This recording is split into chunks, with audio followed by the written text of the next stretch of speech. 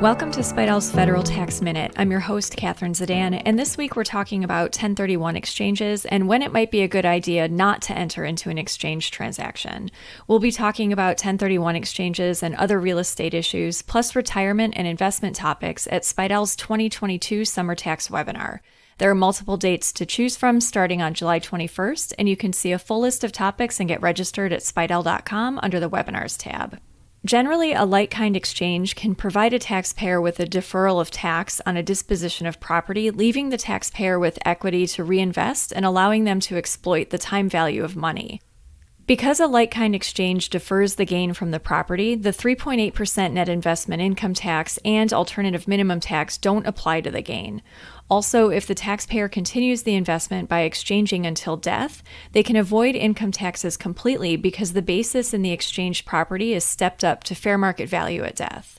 Under IRC Section 1031, gain is not recognized if a taxpayer exchanges real property held for productive use in a trade or business or for investment solely for real property of a like kind, which is to be held either for productive use in a trade or business or for investment.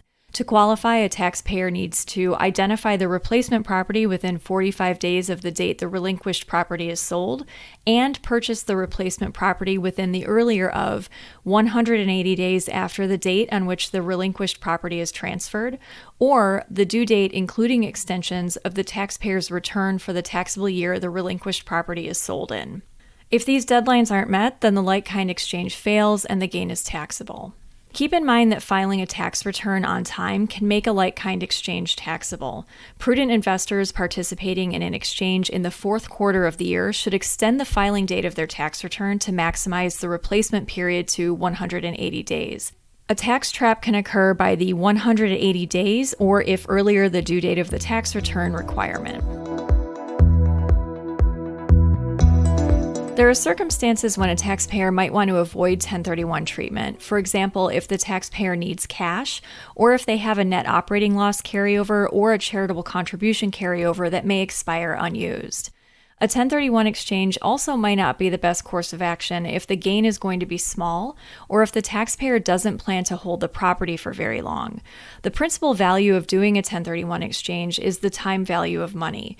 If the time value of the money for a small amount of gain or a short holding period doesn't exceed the additional expenses of doing the exchange, it might not be worth it.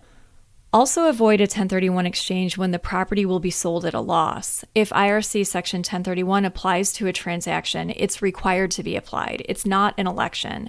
If the disposition of the property would result in a loss, the taxpayer might want to structure the transaction as a sale followed by a purchase rather than an exchange.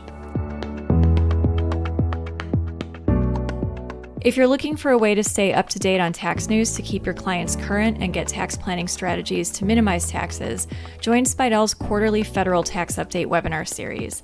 You can get all 4 sessions at a discount, or you can sign up for a single session, and the next one is live on July 20th. Go to spidell.com and click on webinars for details. That's all for this week. Join us next time for another episode of Spidell's Federal Tax Minute.